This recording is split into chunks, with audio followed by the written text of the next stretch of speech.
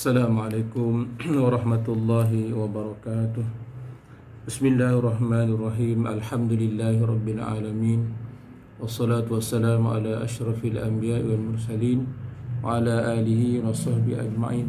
Rabbi syrah li sadri wa yassir li amri wahlul 'uqdatan min lisani yafqahu qawli. Rabbi yassir wa la tu'assir ya karim, amma ba'd. Saya menyambung untuk bacaan kitab Penawar Bagi Hati. Kita masih lagi dalam bab yang kelima, bab yang kelima pada menyatakan syukur, yang mana kita telah membacakan dua ayat. Kenapa syukur ini merupakan satu sifat antara sifat-sifat mahmudah, sifat-sifat yang terpuji, yang ianya jika nak dibandingkan dengan sifat sabar, sifat zuhud dan seumpamanya, maka ataupun sifat khauf, takut ni, maka sifat syukur ni lebih tinggi kedudukannya di sisi Allah Subhanahu Wa Taala jika nak dibandingkan dengan sifat-sifat yang lain. Antaranya ialah kenapa lebihnya syukur ini setinggi-tinggi pangkat, iaitulah firmanullah Subhanahu Wa Taala di dalam surah An-Nisa, surah An-Nisa ayat 147. Surah An-Nisa ayat 147 yang berbunyi, a'udzubillahi minasyaitonirrajim, bismillahirrahmanirrahim, ma yaf'alullahu bi'adzabikum in syakartum wa amantum. Ma yaf'alullahu bi'adzabikum in syakartum wa amantum wa kana Allahu syakiran alima.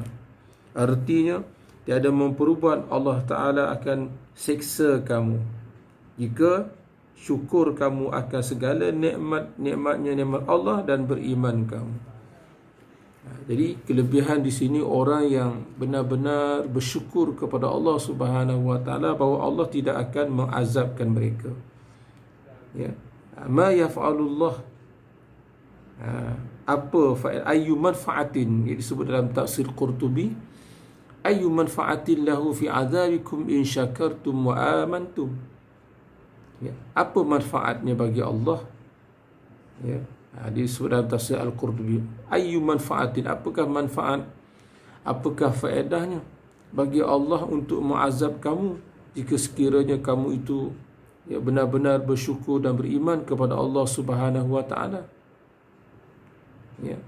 Fanabbahallahu Ta'ala, di mana ayat ini disebut dalam tafsir Al-Qurtubi oleh ahli tafsir bahawa ayat ini mengingatkan bahawasanya Allah Subhanahu Wa Taala tidak akan mengazabkan orang-orang mukmin yang benar-benar bersyukur kepada Allah. Allah tidak akan azabkan. Orang mukmin, orang beriman yang bersyukur kepada Allah, Allah Ta'ala tidak akan azabkan. In syakartum disebut dalam tafsir Ibnu Kathir. Apa yang dimaksudkan in syakartum tu? Allah tidak akan mengazabkan kamu jika sekiranya kamu bersyukur, iaitu an aslahtumul amal wa amantum billah wa rasulih. Ini disebut dalam kitab tafsir Ibnu Kathir. Allah Ta'ala tidak akan mengazabkan kamu jika sekiranya kamu itu memperbaiki amal kamu. In aslahtumul amala, jika sekiranya kamu itu memperbaiki amalan kamu. Memperbaiki amalan, boleh jadi bila orang mukmin ni dapat nikmat, dia syukur pada Allah, malah dikongsikan nikmat itu, diberi agi-agikan kepada orang lain yang lebih perlu dan berhajat dan seumpama, dia syukur, dia perbaiki amalan dia. Itu maksud antara lain makna syukur tu, in an aslahtumul amal, kamu memperbaiki amal kamu, hubungan kamu dengan Allah kamu perbaiki, amal kamu dengan Allah dan amal kamu sesama hamba-hamba Allah pun kamu perbaiki. Wa amantum billah wa rasul, dan dalam sesama kamu beriman kepada Allah dan Rasul-Rasul, maka kamu tidak akan dibalas, tidak akan diseksa oleh Allah Subhanahu Wa Taala. Lihat, itulah kelebihan orang mukmin yang bersyukur kepada Allah Subhanahu Wa Taala. Seterusnya, Dan ada bagi syukur itu pahala yang sangat besar. Ya, bagi orang yang bersyukur ini pahala yang sangat besar. Kerana firman Allah Ta'ala, wa sayajzillahu syakirin. Ya, disebut dalam surah Ali Imran ayat 144. Ya, wa sayajzillahu asyakirin. Wa sayajzillahu syakirin. Dan selagi membalas Allah Ta'ala akan sekalian yang syukur akan nikmatnya. Ya, ini janji Allah. Ya, wa sayajzillah, Allah tidak akan mungkir janji. Allah Ta'ala pasti akan membalas kepada orang-orang yang bersyukur. Antara lain bagaimana pembalasan Allah disebut dalam tafsir At-Tabari, al-jaza', bentuk bagaimana jaza' pembalasan Allah kepada orang bersyukur, ay taufiquhum wa hidayatuhum lidini, iaitu Allah Ta'ala bagi hidayah, Allah Ta'ala bagi petunjuk, bagi taufik untuk dia buat, ya, untuk dia taat, untuk dia mematuhi, untuk menjadi manusia yang benar-benar taat dalam beragama. Ini balasan Allah, ya, kepada mereka yang bersyukur di atas nikmat yang Allah Ta'ala berikan kepada mereka. Allah Ta'ala bagi hidayah. Ini satu nikmat besar, ya. Ini dipanggil nikmat agama, taufik dan hidayah. Berapa banyak manusia-manusia di atas muka bumi ini yang Allah Ta'ala beri dia kesenangan, yang Allah Ta'ala beri dia keluasan rezeki, tetapi tidak dapat hidayah, tidak dapat petunjuk. Dia tak tahu, dia tak reti nak gunakan kenikmatan itu dalam perkara yang diridai oleh Allah. Malah semakin dia Allah Ta'ala beri dia kekayaan, makin digunakan dalam perkara yang dilarang, yang ditegah oleh Allah Subhanahu Wa Ta'ala.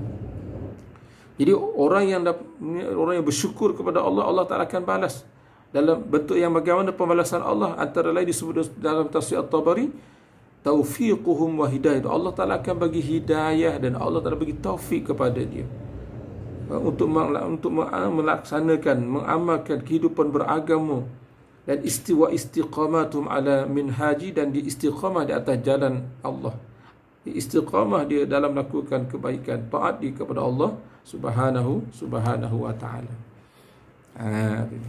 Kemudian seterusnya, dan juga sabda Nabi SAW menunjukkan betapa syukur itu, ya, bagi syukur tak ada pahala yang sangat besar. Yang tadi ayat Quran. Di sini pula sabda Nabi SAW menyebutkan, at-ta'imu syakir bimanzilati as-sa'im as-sabir. Ya, at-ta'imu syakir bimanzilati as-sa'im as-sabir. Artinya orang yang makan yang bersyukur. Ya, dia makan dan dia bersyukur, adalah ia menempati dan menyerupai orang yang berpuasa yang sabar. Ya, cuba perhatikan, ya, sabdaan Nabi SAW.